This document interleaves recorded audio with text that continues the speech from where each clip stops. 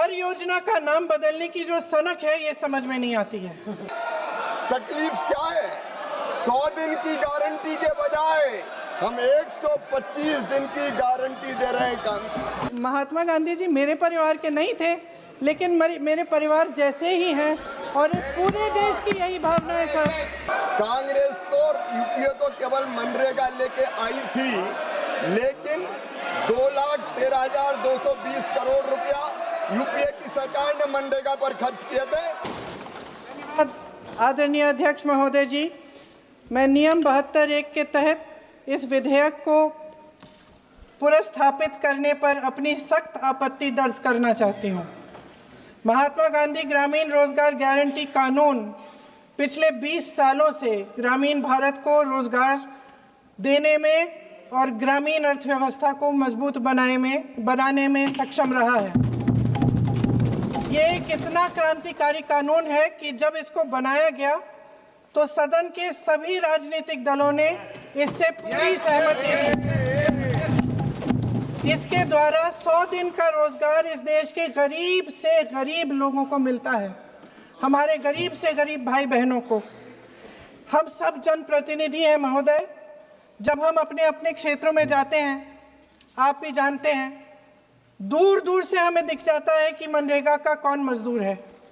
सबसे गरीब होता है, चेहरे पे झुर्रियाँ होती हैं, हाथ मिलाए तो सर हाथ पत्थरों की तरह।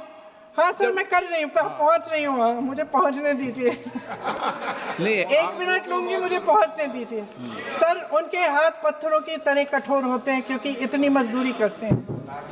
तो सर मेरा जो इस बिल पर ऑब्जेक्शन है, सर ये जो कानून है इसके तहत हमारे गरीब भाई बहनों को जो रोजगार की कानूनी गारंटी मिलती है, जो अधिकार मिलता है, वह इस योजना में मांग के आधार पर संचालित होता है। मतलब जहां जहां रोजगार की मांग है वहां इस योजना द्वारा 100 दिनों का रोजगार अनिवार्य है, देना अनिवार्य है।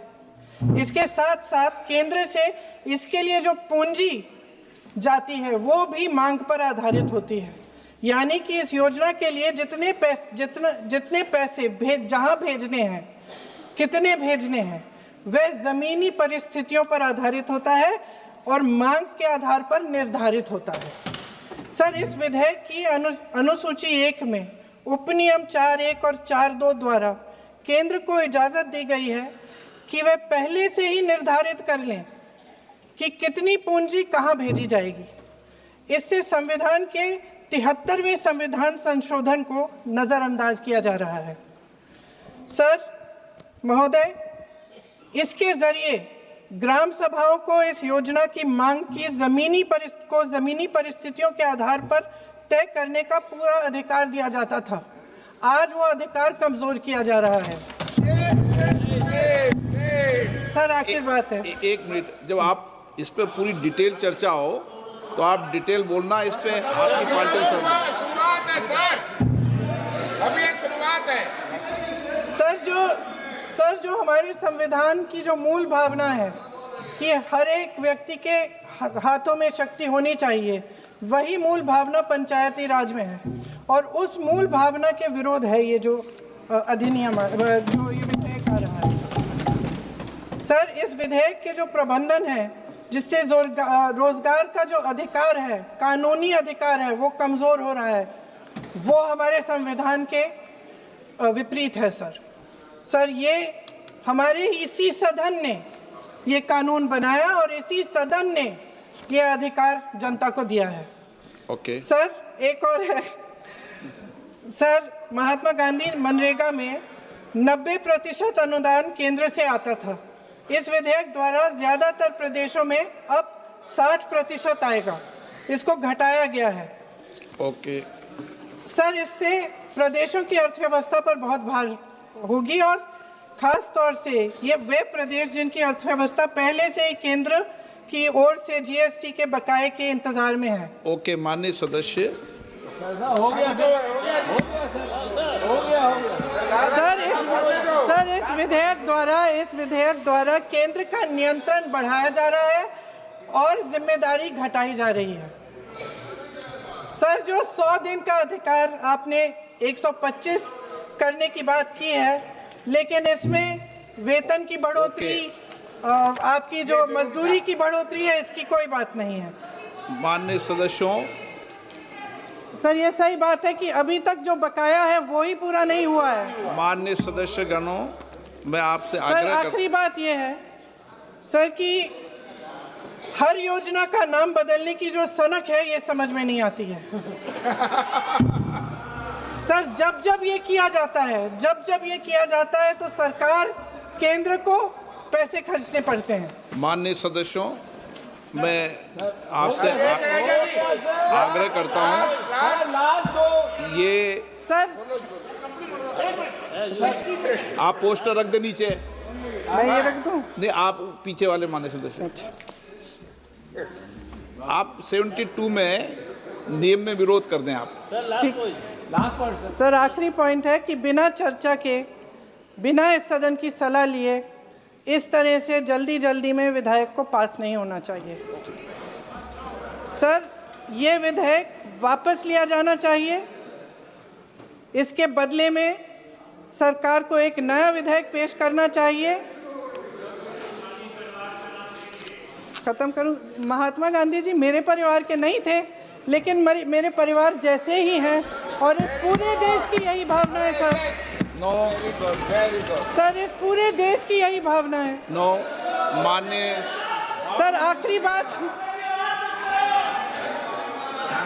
आखिरी बात यह है कि गहन जांच पड़ताल और व्यापक चर्चा के लिए इसे कम से कम स्थायी समिति के पास भेजा जाना चाहिए, और कोई विधायक किसी की निजी महत्वाकांक्षा, सनक और पूर्वाग्रहों के आधार पर न तो पेश होना चाहिए और न ही पास होना चाहिए। धन्यवाद। माननीय अध्यक्ष जी,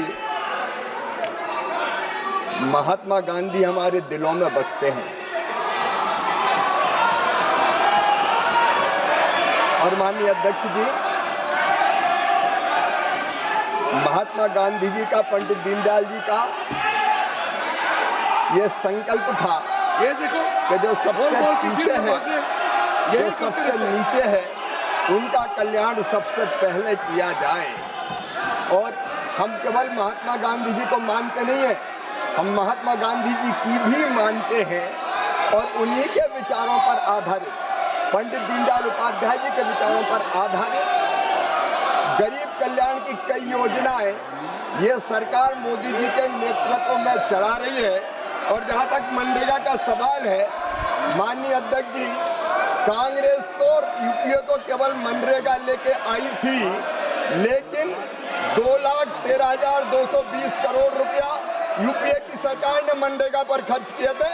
हमने 8,53,810 करोड़ रुपया गरीबों के कल्याण के लिए खर्च किए, और इस योजना को और मजबूत करने की कोशिश की। और आज भी माननीय अध्यक्ष महोदय, तकलीफ क्या है? 100 दिन की गारंटी के बजाय हम 125 दिन की गारंटी दे रहे हैं। 125 दिन की गारंटी देने का काम कर रहे हैं, और केवल ये गारंटी कोरी नहीं है माननीय अध्यक्ष महोदय, उसके लिए 1,51,282 करोड़ से ज्यादा रुपए की राशि का प्रावधान किया गया है। माननीय अध्यक्ष महोदय, इसके पहले कई रोजगार की योजना आई। एक योजना का नाम था जवाहर रोजगार योजना, बाद में कांग्रेस ने जवाहर रोजगार योजना का नाम बदल दिया। तो क्या पंडित जवाहरलाल नेहरू जी का अपमान हो गया? माननीय अध्यक्ष महोदय, हमारा संकल्प है गरीब का कल्याण, और इसमें उसी संकल्प को पूरा करने का हमने प्रयत्न किया है। न केवल गरीब का कल्याण, बल्कि उसके साथ गांव का संपूर्ण विकास, जो महात्मा गांधी कहते थे, एक स्वयंपूर्ण गांव, एक स्वावलंबी गांव, एक विकसित गांव का निर्माण, इसका प्रावधान इसमें किया गया है। और केवल प्रावधान नहीं, माननीय अध्यक्ष महोदय, हमारी केंद्र सरकार इस पर 95,000 करोड़ रुपए से ज्यादा की राशि अभी खर्च करने का काम करेगी और हमने ये भी तय किया है माननीय अध्यक्ष महोदय, ये गरीबों के कल्याण के लिए कई बार बजट का असामान्य वितरण होता है, समान वितरण नहीं होता।